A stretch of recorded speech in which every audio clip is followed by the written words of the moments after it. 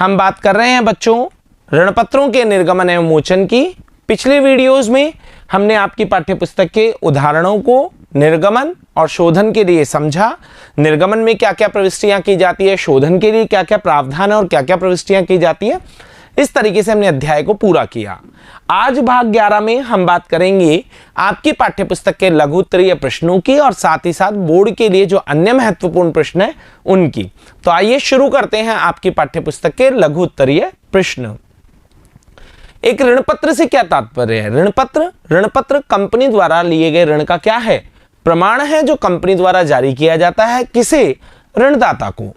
ऋण पत्र कंपनी द्वारा ऋणदाता को जारी किया जाता है। ऐसा प्रलेख है, जारी किया गया ऐसा प्रलेख है जो कंपनी द्वारा लिए गए और ऋणदाता द्वारा दिए गए ऋण का प्रमाण है, यानी उसका सबूत है कि हाँ कंपनी ने फला व्यक्ति से ऋण लिया है और उस फला व्यक्ति ने ऋण दिया है। इस बात का प्रमाण ऋण पत्र कहलाता है। अगला प्रश्न है एक वाहक ऋण पत्र। वाहक मतलब ले जाने वाला, वाहक शब्द का मतलब होता है ले जाने वाला या साथ रखने वाला। तो यहां पर अगर बात की जाए तो जिसके पास ऋण पत्र होगा, जो ऋण पत्र को साथ रखे हुए कंपनी उसे ही उसका स्वामी मानती है, उसे ही ब्याज का भुगतान करती है। क्यों? क्योंकि कंपनी ऐसे ऋण पत्रों का अपने पास कोई रिकॉर्ड या कोई विवरण संधारण नहीं करती है। ऐसा ऋण पत्र जिसके विवरण का कंपनी द्वारा कोई संधारण नहीं किया जाता, यानी कोई रिकॉर्ड नहीं रखा जाता, अर्थात ब्याज का भुगतान ऋण पत्र धारक को कर दिया जाता है। जो जिसके पास ऋण पत्र है उसे ब्याज दिया जाएगा और उसे ही उसका स्वामी माना जाएगा। एवं इनका हस्तांतरण मात्र सुपुर्दगी से ही हो जाता है, यानी यदि कोई ऋण पत्रधारी अपने ऋण पत्र को किसी अन्य व्यक्ति को बेचना चाहता है तो केवल उसकी सुपुर्दगी यानी ऋण पत्र उसको सौंप देना ही ऋण पत्र का हस्तांतरण हो जाएगा। इसके लिए अन्य कोई कानूनी प्रक्रिया या कोई प्रलेख बनाने की आवश्यकता नहीं होगी।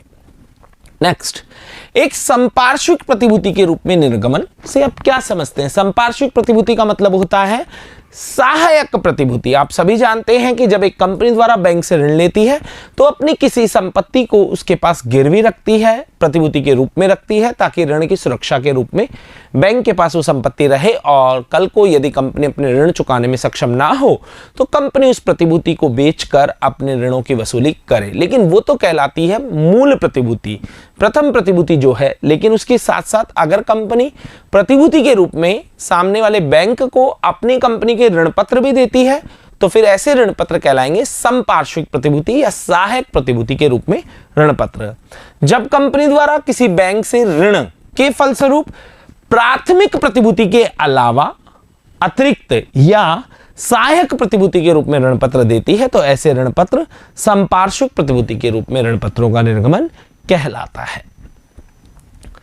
रोकड़ के अलावा प्रतिफल हेतु ऋण पत्रों का निर्गमन। आपने देखा होगा कि कंपनी जो ऋण पत्रों का निर्गमन करती है वो क्यों करती है? ताकि वो जनता से या सामान्य लोगों से क्या प्राप्त कर सके? ऋण की राशि प्राप्त कर सके। लेकिन कई बार कंपनी रोकड़ के अलावा अन्य किसी कारण से, जैसे संपत्ति विक्रेता से संपत्ति खरीदी और उसे प्रतिफल के भुगतान में नकद राशि ना देकर बल्कि अपनी कंपनी के ऋण पत्र दे दिए, तो ऐसे स्थिति में इस तरह का निर्गमन क्या कहलाएगा? रोकड़ के अलावा अन्य प्रतिफल के लिए निर्गमन। क्यों? क्योंकि इसमें ऋण पत्रों के बदले में नगद राशि ना मिलकर, रोकड़ ना मिलकर बल्कि संपत्ति मिली है। जब कंपनी रोकड़ के अलावा अन्य किसी प्रतिफल के बदले में ऋण पत्रों को जारी करती है, जैसे संपत्ति क्रय के बदले में ऋण पत्रों का निर्गमन, तो यह रोकड़ के अतिरिक्त अन्य प्रतिफल के लिए निर्गमन कहलाता है।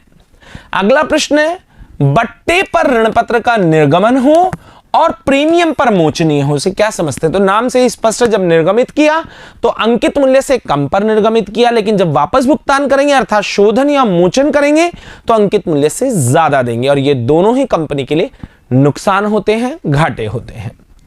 जब ऋण पत्रों का निर्गमन अंकित मूल्य से कम पर किया जाए किंतु उनका शोधन अर्थात वापस भुगतान, जब भी कभी ऋण पत्रों को वापस चुकाओ तो अंकित मूल्य से अधिक पर चुकाया जाए, अधिक पर दिया जाए, तो यह बट्टे पर तो होगा निर्गमन और प्रीमियम पर होगा शोधन।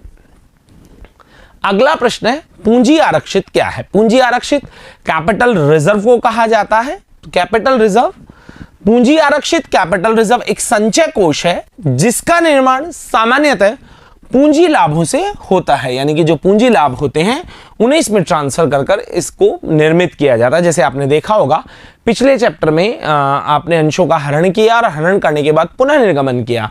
पुनः निर्गमन के बाद भी यदि शेयर फॉरफिटेड खाते में कोई राशि बची है तो वो एक पूंजीगत लाभ था और उसे आपने किस में हस्तांतरित किया था? पूंजी आरक्षित यानी कैपिटल रिजर्व अकाउंट में किया था। तो इसका निर्माण कैसे होता है? पूंजीगत लाभों से होता है। इसे तुलन पत्र में समता एवं दायित्व पक्ष की ओर संचय एवं आधिक्य शीर्षक में दिखाया जाता है। अमोचनीय ऋण पत्र से आप क्या समझते हैं? अमोचनीय ऋण पत्र यानी कि जिनका शोधन नहीं करना है, क्योंकि मोचनीय ऋण पत्र का मतलब जो शोधन योग्य है।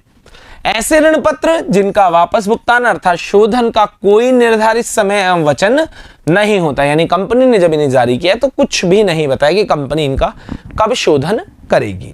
सामान्यतः इसकी ऋण राशि इन्हें कंपनी के समापन पर ही प्राप्त होती है, यानी ऋणदाता को यदि अपने ऋण पत्रों का पैसा वापस चाहिए तो सामान्यतः जब कोई भी बात तय नहीं की गई है तो कंपनी के समापन पर वो पैसा दिया जाएगा। अमोचनीय ऋण पत्र कहलाते हैं, स्थायी ऋण पत्र भी कहा जाता है, किंतु भारत में सामान्यतः इस तरह के ऋण पत्र जारी नहीं किए जाते हैं। परिवर्तनीय ऋण पत्र क्या है? नाम से ही स्पष्ट हो रहा है परिवर्तनीय। आपने शोधन की विधियों में चौथी विधि पढ़ी है, परिवर्तन द्वारा शोधन। इसमें कंपनी ऋण पत्रधारी को शोधन के समय रोकड़ या नकद राशि का भुगतान ना करके बल्कि अपनी ही कंपनी के नए ऋण पत्र या नए अंश जारी करती है, तो यह कहलाएगा परिवर्तन द्वारा मोचन या शोधन। ऐसे ऋण पत्र जिन्हें शोधन के समय नए ऋण पत्रों या अंशों में परिवर्तित किया जा सकता है, परिवर्तनीय ऋण पत्र कहलाते हैं। बंध पत्र से क्या तात्पर्य है? बंध पत्र क्या है? बंध पत्र ऋण पत्र जैसा ही होता है, लेकिन मुख्यतः इसमें अंतर यह है कि इसकी ब्याज दर पहले से निर्धारित नहीं होती है। बंध पत्र की समान प्रकृति ऋण पत्र के समान ही प्रकृति के होते हैं। बंध पत्र जो होते हैं वो बिल्कुल ऋण पत्र जैसे ही होते हैं, लेकिन इनकी ब्याज दर पूर्व निर्धारित नहीं होती है। ऋण पत्र के निर्गमन पर बट्टा क्या होता है? ऋण पत्रों के निर्गमन पर बट्टा जब कंपनी अंशों ऋण पत्रों को अंकित मूल्य से कम मूल्य पर जारी करती है तो यह कहलाता है ऋण पत्रों का बट्टे पर निर्गमन। जब ऋण पत्रों को अंकित मूल्य से कम पर जारी किया जाता है तो जो अंतर हानि की राशि है उसे ही ऋण पत्र निर्गमन पर बट्टा कहा जाता है। ऋण पत्रों के मोचन पर प्रीमियम का क्या अर्थ है? मोचन शब्द का मतलब है ऋण पत्रधारियों को उनकी ऋण राशि को एक निर्धारित समय के बाद वापस लौटाना। तो मोचन के समय यदि प्रीमियम मोचन पर है तो इसका क्या मतलब है? इसका मतलब यह है कि ऋण पत्रधारियों को शोधन के समय अंकित मूल्य से ज्यादा रकम चुकाई जा रही है और जो ज्यादा रकम चुकाई जा रही है वो ही प्रीमियम की राशि है। जब कंपनी द्वारा ऋण पत्रधारियों को शोधन के समय उनकी मूल राशि से अधिक रकम का भुगतान किया जाता है तो यह मोचन प्रीमियम पर मोचन कहलाता है, जो कि कंपनी के लिए क्या है? हानि है।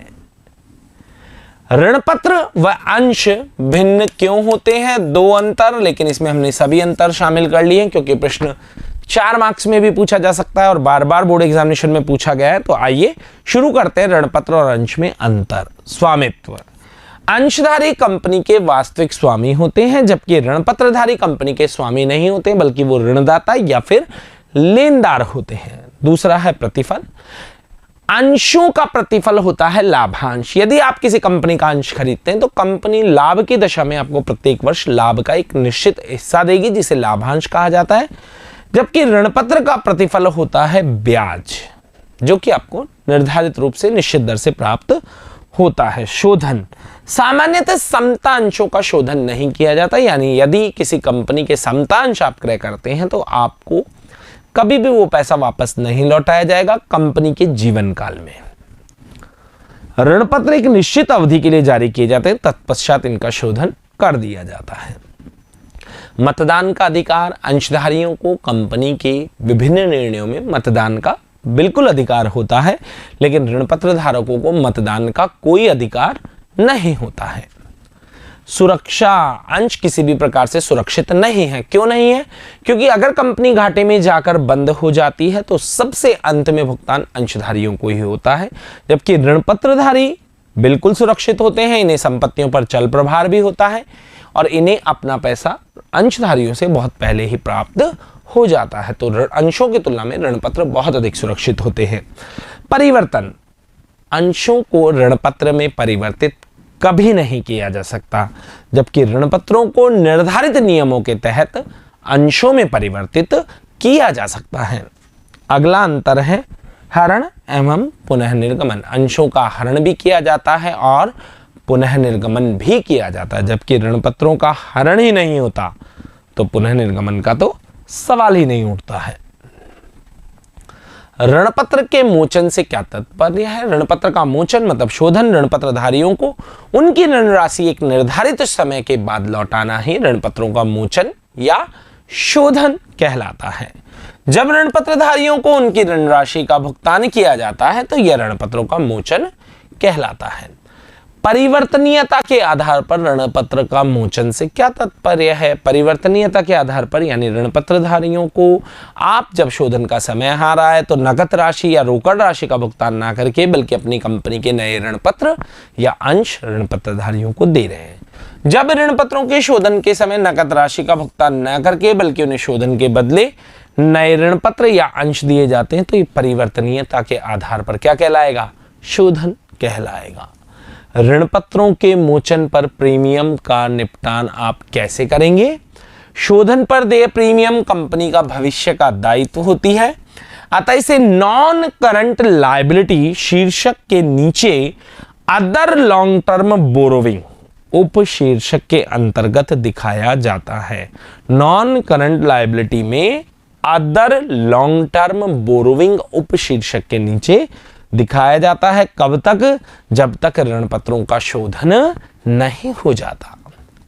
अगला प्रश्न है खुले बाजार से क्रय द्वारा ऋण पत्रों के मोचन से क्या तात्पर्य? जब कंपनी अपने ही ऋण पत्रों को तत्काल रद्द करने हेतु खुले बाजार से क्रय करती है तो यह ऋण पत्रों का खुले बाजार में क्रय द्वारा शोधन कहलाता है। ये हुए आपकी पाठ्य पुस्तक के लघु स्तरीय प्रश्न। अब बात करना चाहेंगे कुछ अन्य महत्वपूर्ण प्रश्न। ऋण पत्रों के शोधन की विधियां बताइए। तो जैसा कि हम डिस्कस कर चुके हैं, ऋण पत्रों के शोधन की 4 विधियां हैं। एकमुश्त शोधन, किश्तों में शोधन, इसके अलावा अगर बात की जाए तो खुले बाजार में क्रय द्वारा शोधन और उसके बाद में परिवर्तन द्वारा शोधन। शोधन कोष का शेष किस खाते में हस्तांतरित किया जाता है? जो डिबेंचर रिडम्पशन रिजर्व निर्धारित नियमों के तहत बनाया जाता है, शोधन के बाद उस डीआरआर का शेष कहां ट्रांसफर किया जाता है? तो आप सभी को पता है कि ऋण पत्र शोधन कोष को शोधन के बाद सामान्य संचय यानी कि जनरल रिजर्व अकाउंट में ट्रांसफर किया जाता है। शोधन कोष का शेष सामान्य संचय में हस्तांतरित कर दिया जाता है जनरल रिजर्व में। प्रश्न संख्या 3 है ऋण पत्रों को रद्द करने पर लाभ या हानि का हस्तांतरण किस खाते में किया जाएगा? यानी कि ऋण पत्रों को जब खुले बाजार से खरीद कर उन्हें रद्द किया जाता है, यदि लाभ हो तो क्या किया जाएगा और हानि हो तो क्या किया जाएगा, इस बारे में आपको बताना है। तो जैसा कि आपको प्रश्नों में बताया गया है कि ऋण पत्रों को खुले बाजार से क्रय करने पर यदि हानि होती है तो उस हानि को उसी वर्ष लाभ हानि विवरण से चार्ज कर लिया जाएगा, लेकिन यदि लाभ होता है तो उस लाभ को पूंजी लाभ मानते हुए कैपिटल रिजर्व यानी पूंजी संचय में ट्रांसफर किया जाएगा। तो इस बात का विशेष तौर पर ध्यान रखें, यदि ऋण पत्रों को रद्द करने पर हानि हो तो लाभ हानि विवरण से चार्ज करना है और यदि लाभ हो तो उसे पूंजी लाभ मानते हुए कैपिटल रिजर्व में ट्रांसफर करना है। अगला प्रश्न है बॉन्ड बंद पत्र व ऋण पत्र में मुख्य अंतर क्या है? तो ये हम डिस्कस कर चुके हैं। बंद पत्र की पहले से ब्याज दर निर्धारित नहीं होती है, जबकि ऋण पत्र की पहले से ब्याज दर निर्धारित होती है। अगला प्रश्न है क्रय प्रतिफल क्या होता है? तो जैसा कि आपने देखा होगा, क्रय प्रतिफल शब्द हमने तब प्रयोग किया है जब कंपनी ने एक व्यवसाय क्रय किया हो। तो व्यावसायिक विक्रेता को व्यावसायिक क्रय के बदले में जो भी प्रतिभूतियां, रोकड़, अंश दिए जाते हैं उन सभी का योग क्रय प्रतिफल कहलाता है। जब एक कंपनी का कोई चालू व्यवसाय खरीदती है, जब एक कंपनी कोई चालू व्यवसाय खरीदती है और विक्रेता को प्रतिफल में अंश, प्रतिभूतियां या नगद राशि का भुगतान करती है, तो इन सब का योग क्या कहलाएगा? क्रय प्रतिफल कहलाएगा। तो आपकी पाठ्यपुस्तक के लघु स्तरीय प्रश्न पूरे होते हैं। अगले वीडियो में मिलेंगे आपकी पाठ्यपुस्तक के अंकित प्रश्नों के साथ। तब तक के लिए धन्यवाद।